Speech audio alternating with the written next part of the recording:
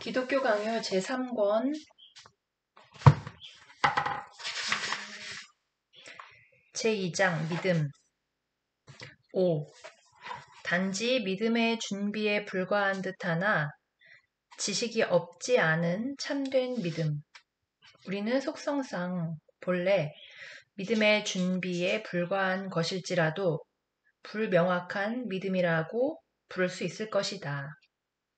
복음서 기자들은 기적에만 마음을 빼앗겨 그것을 경탄하는 데 그치고 그리스도가 약속된 메시아이심을 믿는 이상으로 나아가지 못한 많은 사람들도 아직 그들이 복음의 가르침에 젖어들지는 않았을지라도 믿었다고 전한다. 그들을 사로잡아 그들이 기꺼이 그들 자신을 그리스도께 맡기도록 한 이러한 경위가 단지 믿음의 시작에 불과했음에도 불구하고 믿음이라는 칭호로 존귀하게 여겨진다. 자기 아들을 고쳐주시겠다는 그리스도의 약속을 믿었던 왕의 신하는 집으로 돌아가서 복음서 기자가 증언하듯이 새롭게 믿었다.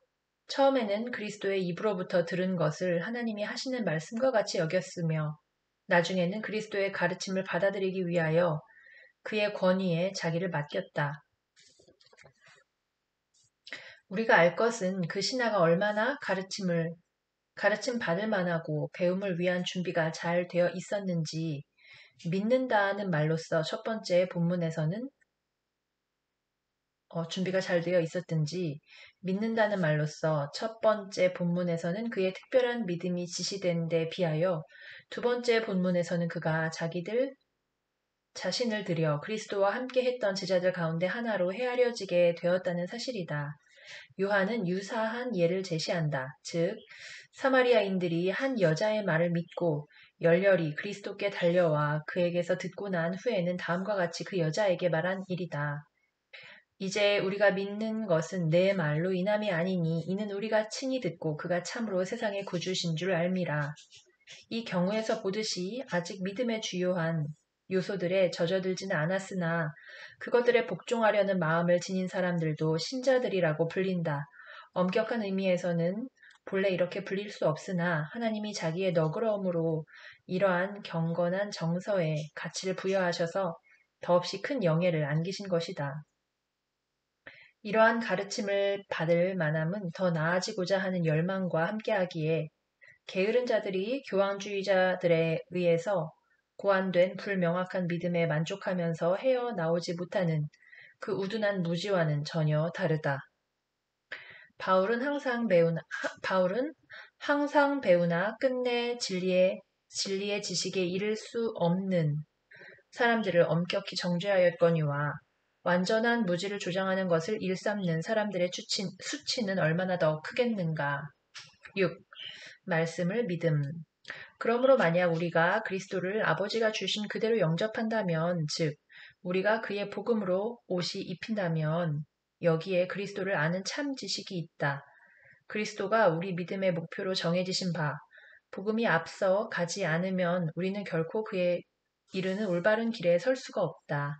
분명 그 올바른 길에서 우리를 위한 은혜의 보고가 열린다. 만약 그 보고가 닫혔다면 그리스도는 우리에게 거의 유익이 되시지 않았을 것이다. 그러므로 다음 말씀에서 보듯이 바울은 믿음을 분리될 수 없는 가르침의 동반자로 삼아 둘을 하나로 묶는다. 진리가 예수 안에 있는 것 같이 가르침을 받았을진데 너희는 그리스도를 그같이 배우지 아니하였느니라. 그러나 나는 믿음을 복음에 제한시키지 않는다. 나는 모세와 선지자들이 복음을 세우기에 충분했던 것을 가르쳤다고 고백한다. 그러나 그리스도에 대한 더욱 완전한 선포가 복음에 제시되어 있기 때문에 합당하게도 바울은 이를 믿음의 교훈이라고 부른다. 그가 다른 곳에서 믿음의 도래로 율법이 폐지되었다고 전하는 것은 이러한 이유에서다. 이로써 이해되는 바 그리스도는 우리의 스승으로 나타나셔서 새롭고 놀라운 가르침의 방식으로 아버지의 자비를 더욱 분명히 설명하시고 더욱 확실하게 우리의 구원에 대해서 증언하셨다. 이에 대해서는 일반적인 것으로부터 특별한 것으로 점차 내려가면서 다루는 것이 더욱 용이하고 적절한 방법이 될 것이다. 우선 우리는 믿음과 말씀 사이에 영속적인 관계가 있음을 상기해야 한다. 태양이 그곳에서부터 나오는 빛을 분리할 수 없듯이 이 둘 역시 그러하다. 이 때문에 하나님은 이사야서에서 내게 들으라 그리하면 너희의 영혼이 살리라 라고 선포하신다. 그리고 요한은 이 동일한 믿음의 원천을 이것을 기록함은 너희로 믿게 하려 함이요 라는 말씀 가운데 드러낸다. 선지자는 또한 백성이 믿음에 이르도록 권고하기를 원하여 너희가 오늘 그의 음성을 듣거든 이라고 말한다. 성경의 여러 곳에서는 듣는 것이 믿는 것으로 받아들여진다. 요컨대 이사야서에서 하나님이 교회의 자녀들을 이방인들과 구별하는 표지로 그가 모든 자녀를 가르쳐 그에게서 배우게 하리라는 약속을 제시하는 것은 이유가 없지 않다. 만약 은총에 차별이 없다면 왜 그는 말씀이 몇몇 소수에게만 향하여 닿게 하시는가? 이에 대한 대답으로서 우리는 복음서 기자들이 도처에서 신자들이라는 말과 제자들이라는 말을 동의어로 사용하고 있다는 사실을 제시할 수 있다. 이는 특히 사도행전에서 누가의 용례로 자주 나타난다. 그는 이 칭호를 심지어 여자에게까지 확대해서 사용한다. 그러므로 믿음은 그것이 마땅히 지향해야 할 이 목표로부터 조금이라도 벗어나면 그 자체의 고유한 본성을 지킬 수 없을 뿐더러 어떤 불명확한 신념이나 모호한 마음에 집착이 되고 만다. 그 동일한 말씀이 믿음을 떠받쳐서 지탱하는 기초가 된다. 믿음은 말씀에서 빗나가면 쓰러진다. 그러므로 말씀을 제거한다면 결단코 아무 믿음도 남지 않는다. 여기에서 우리는 믿음이 배퇴되는 하나님의 말씀을 뿌리는데 사람의 사역이 필요한지에 대해서 논의하고 있는 것이 아니다. 이는 다른 곳에서 다룰 것이다. 지금 우리의 관심사는 비록 그 어떤 말씀이 우리에게 전해졌든지 간에 말씀은 그 자체로 마치 거울과 같아서 그 가운데 믿음이 하나님을 깊이 숙고하게 된다는 사실에 있다. 하나님이 사람의 도움을 사용하시든지 혹은 그 자신의 능력으로 일하시든지 간에 그는 항상 자기의 말씀을 통하여 자기에게로 인도하고자 원하시는 사람들에게 자기를 표상하신다. 이러한 이유로 바울은 믿음을 복음에 의해서 부여되는 순종이라고 정의하고 다른 곳, 즉 빌립보서에서는 믿음의 복종을 칭찬한다. 믿음의 이해로서 다음의 역사가 일어나니 우리는 하나님이 존재하신다는 사실을 알 뿐 아니라 우리를 향한 그의 뜻이 무엇보다 분명하게 인식된다.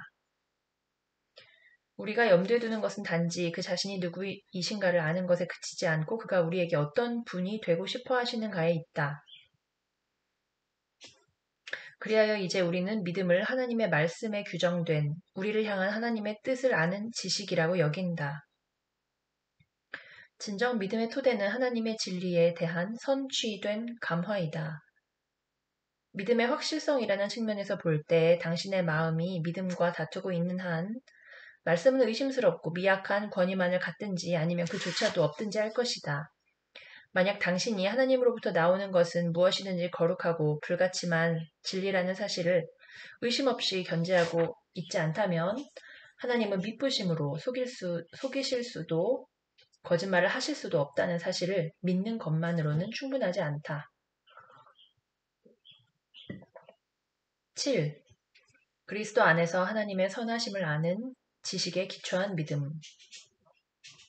그러나 모든 하나님의 음성이 사람의 마음을 경각시키는 믿음에 이르게 하지는 않으므로 우리는 말씀 가운데에서 믿음에 고유하게 관계되는 것이 무엇인지를 여전히 찾아보아야 한다. 하나님이 아담에게 하신 말씀은 반드시 죽으리라 하였다. 가인에게 하신 말씀은 내 아우의 핏소리가 땅에서부터 내게 호소하느니라 였다. 그러나 이러한 말씀들로는 믿음을 세울 수 없을 뿐더러 아주 부적합하여 단지 믿음을 흔들 뿐이다. 그렇다고 해서 우리는 믿음이 언제 무엇을 어떻게 말하든지 간에 그것의 직분은 하나님의 진리를 인준하는 것임을 부인하지 않는다. 단지 우리는 우리가 의지하고 쉼을 누리는 주님의 말씀에서 믿음이 발견하는 것이 무엇인지를 묻는다. 우리의 양심이 오직 분개와 보복만을 헤아린다면 어떻게 그것이 떨고 두려워하지 않을 수 있겠으며 그것이 두려워한 하나님을 피하지 않을 수 있겠는가. 그러나 믿음은 하나님을 찾아야 하며 피해서는 안 된다. 이러한 점에서 우리는 아직 믿음에 대한 완전한 정의에 이르지 않았음이 분명하다. 믿음은 하나님의 뜻을 아는 것으로만 헤아려지지 않기 때문이다. 만약 우리가 간혹 슬픔의 전령과 공포의 사자가 되는 하나님의 뜻의 자리를 그의 선하심과 자비로 대체시킨다면 무슨 일이 일어날 것인가? 이런 점에서 분명 우리는 믿음의 본래적 특성에 더욱 가까이 다가서야 한다. 우리는 마음이 하나님을 찾고자 이끌리는 때는 우리의 구원이 그에게 달려 있다는 사실을 배운 후이다. 이 사실이 우리에게 확정되는 때는 하나님이 우리의 구원을 그 자신의 돌봄과 열심에 있다고 선포하실 때이다. 우리에게 은혜의 약속이 필요한 이유가 여기에 있다. 이 약속을 통하여 우리는 아버지가 관대하시다는 증거를 얻는다. 이 외에는 우리가 그에게 접근할 요량이 없다. 사람의 마음은 오직 은혜 위에서만 쉼을 누릴 수 있기 때문이다.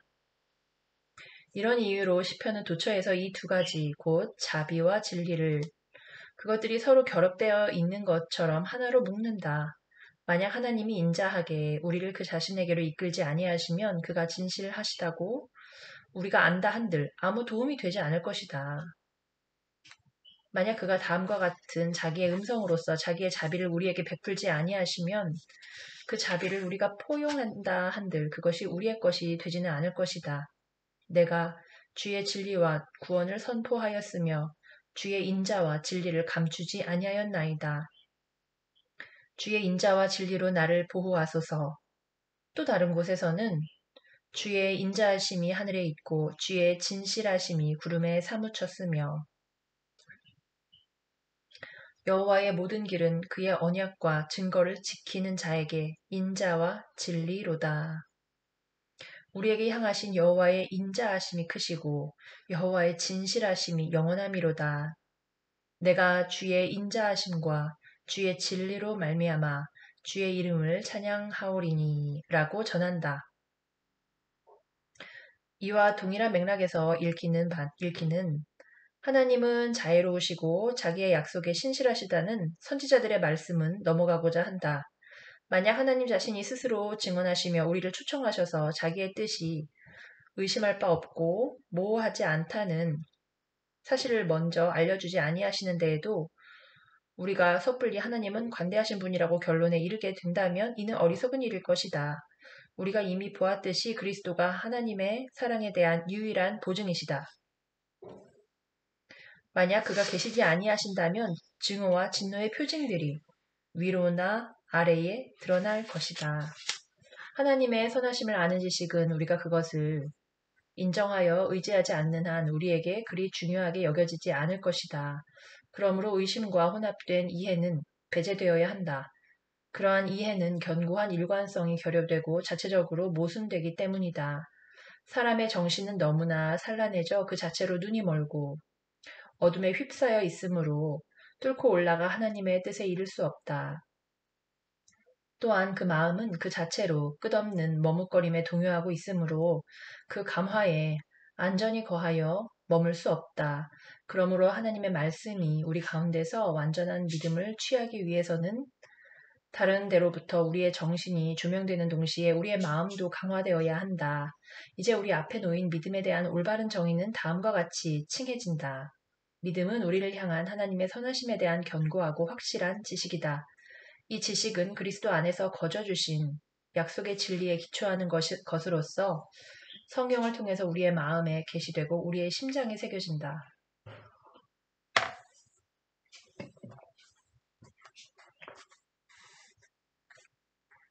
8. 로마 가톨릭이 구한한 형성된 믿음과 형성되지 않은 믿음의 허구. 논의를 더 진행하기 전에 몇 가지 사전적 언급이 필요하다. 이는 그렇게 하지 않으면 독자들에게 본 주제를 설명하는 데 걸림돌이 되는 것들을 우선 제거하기 위해서다. 먼저 우리가 논박해야 하는 것은 스콜라 학파 가운데서 거론되는 형성된 믿음과 형성되지 않은 믿음이라는 쓸데없는 구별이다.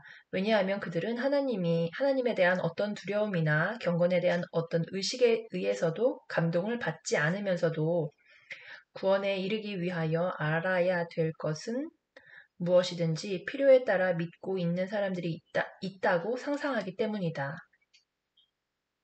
마치 우리의 마음을 조명하여 믿음에 이르게 하시는 성령이 하나님의 자녀 삼으심을 우리에게 밝히는 증인이 아니신 것처럼 말이다. 그들은 뻔뻔스럽게도 모든 성경이 이에 대해서 항변하고 있음에도 불구하고 하나님에 대한 두려움이 없는 공허한 감화의 믿음이라는 고귀한 이름의 값을 매긴다.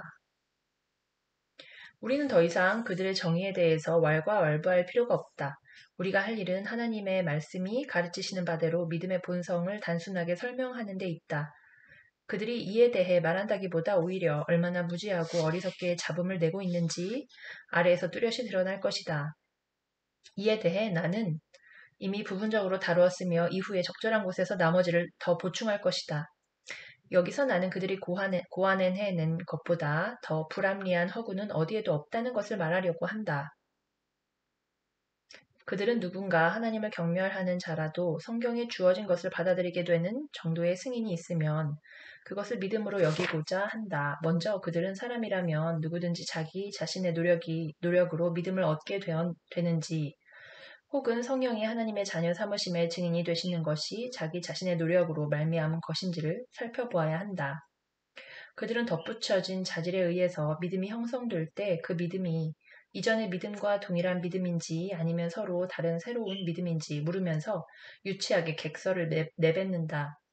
그들의 이러한 얼버무림을 듣고 있노라면 그들이 성령의 특별한 은사에 대해서는 생각해 본 적이 없음이 분명해 보인다. 믿는다는 것은 그 시작 자체로 이미 사람이 하나님께 다가가는 화해를 내포하기 때문이다. 만약 그들이 사람이 마음으로 믿어 의에 이르고 라는 바울의 말을 값 있게 여긴다면 그들은 그 냉랭한 자질을 고안해내는 일을 그치게 될 것이다. 단지 다음 한 가지 이유만 가지고도 우리가 이 논쟁을 끝내는데 충분할 것이다.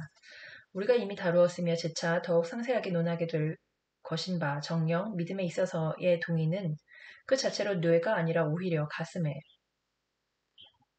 지성이 아니라 오히려 정서에 존재한다. 그렇기 때문에 이런 동의는 믿음의 순종이라고 불리며 주님은 다른 어떤 복종도 이것보다 더 좋아하지 않으신다. 그에게는 자신의 진리보다 더한 가치를 지닌 것이 어디에도 없기 때문이다. 세례 요한이 증인이 되듯이 신자들에 의해서 마치 서명이 되는 것처럼 이 진리가 인쳐진다. 우리는 이 사안에 대해 추후에 의심도 없기 때문에 경건한 감동에 따른 동의가 승인에 더하여질 때 믿음이 형성된다. 라고 그들이 말하는 것이 어불성설이라고 한마디로 단언한다. 왜냐하면 승인도 경건한 감동에 따른 것이기 때문이다. 성경에 언명된 바는 최소한 이러하다. 이로부터 훨씬 더 분명한 또 다른 논쟁이 나타난다. 믿음은 그리스도를 아버지에 의해서 우리에게 주어지신 분으로 파악하므로 그리고 그리스도는 의로움, 죄사함, 평강이 되어주실 뿐만 아니라 거룩함과 생수의 샘이 되시려고 주어지셨으므로 의심할 바 없이 아무도 성령의 거룩하게 하심을 동시에 이해하지 않고는 그를 안다고 마땅히 말할 수 없다. 혹은 누군가의 바람이 있어 이를 더 명백히 말한다면 믿음은 그리스도를 아는 지식에 자리한다고 할 수 있다. 그리스도는 그 자신의 영의 거룩하게 하심과 함께 하지 않으면 알려질 수 없다.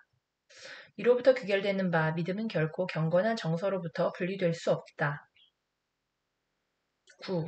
사랑이 없는 믿음은 없다.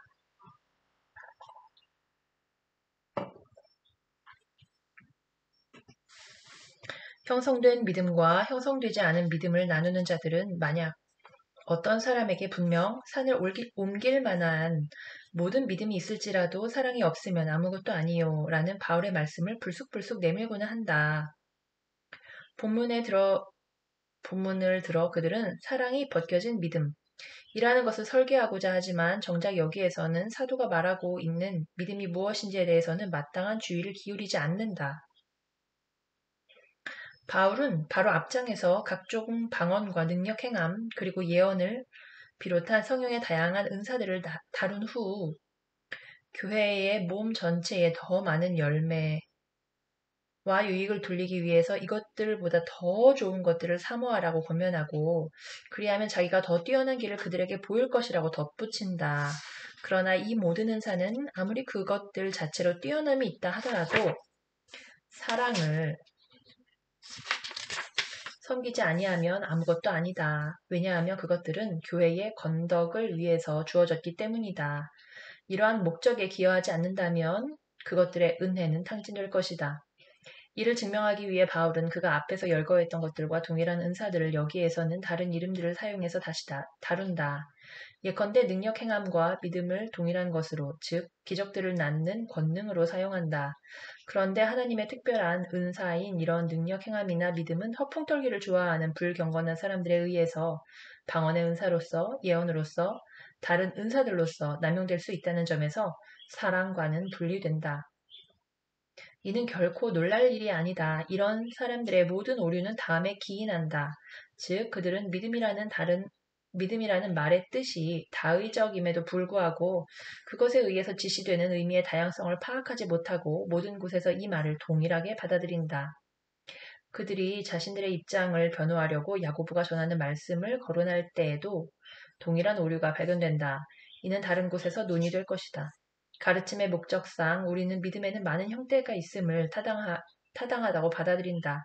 그러나 불경건한 자들 가운데 있는 하나님을 아는 지식이 어떤 성격을 띠고 있는지를 보여주고자 하는 한에 있어서 우리는 성경의 가르침에 따라 경건한 사람들이 지닌 유일한 믿음만을 인정하고 선포한다. 물론 대부분 사람은 하나님이 계심을 믿고 성경에 기록된 복음의 역사와 그 나머지 부분들을 사실이라고 간주한다. 그런데 그들의 이러한 판단은 우리가 이야기를 들어서 알게 되는 일이나 눈으로 목격하는 현재의 일에 대해서 일상적으로 내리는 판단과 거의 다를 바 없다.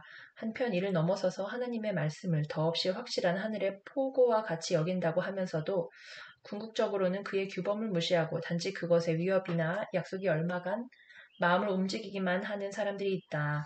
이들에게는 믿음의 증언이 가닿기는 하지만 오용을 통해서 작용할 뿐이다. 왜냐하면 그들은 불경건을 표출하면서까지 하나님의 말씀을 비난하거나 거절하거나 저주하지는 않지만 단지 순종의 어떤 외양만으로 그들 자신을 과신하기 때문이다. 10. 믿음이 아니라 단지 믿음의 모상에 불과한 것. 정녕 이러한 믿음의 그림자나 믿음의 형상은 그 어떤 중요성도 없으므로 믿음이라는 이름으로 불릴 가치가 없다. 그것이 믿음의 순수한 실체와 얼마나 동떨어져 있는지는 곧 더욱 상세히 살펴보겠지만 여기에서 개략적으로 언급하는 것은 무익하지 않을 것이다. 마술사 시몬은 믿었다고 일컬어지지만 그럼에도 불구하고 잠시 후 자기의 불신앙을 드러냈다. 그에게 주어진 믿음과 관련해서 어떤 사람들은 그가 전혀 마음속에 가지고 있지 않았던 것을 가장했다고 보지만 우리는 그렇게 이해하지 않는다. 오히려 우리는 그가 복음의 엄위에 굴복되어 여하한 종류의 믿음을 보였고 그리스도를 생명과 구원의 조성자로 인정하였으며 그리하여 기꺼이 그에게 동참했다고 여긴다. 같은 방식으로 누가복음에서는 말씀의 씨앗이 열매를 맺기 전에 기운이 막혀버려서 뿌리를 내리기 전에 곧 시들거나 죽어버리는 그런 사람들을 가리켜 잠시 믿었다고 칭한다.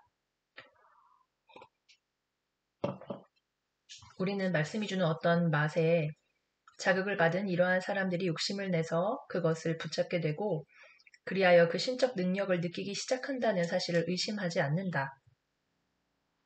그럼에도 불구하고 그들이 사람들의 눈에뿐만 아니라 심지어 그 사람들의 마음에 비추고자 한 바는 믿음을 젠체하는 거짓 외양일 뿐이다. 그들은 그들 자신이 하나님의 말씀에 표하는 경외가 다름 아닌 경건 그 자체라고 스스로를 현혹시킨다. 왜냐하면 그들은 그 말씀에 대한 공개적이고 공언된 비난이나 조롱이 없다면 어떤 불경건도 없다고 생각하기 때문이다. 그들이 말하는 동의가 어떠한 것이든 간에 그것은 결코 마음 그 자체를 파고들지는 않으며 마음에 부착해 머물러 있지도 않는다. 때때로 뿌리가 내리는 듯 보이지만 그것은 살아있는 것이 아니다. 인간의 마음은 공허의 구석이 너무 많아서 그 많은 구멍 속에 거짓이 숨어들고 남을 후리는 위선 속에 속속 깃들어 자주 스스로를 속이는 데 이른다.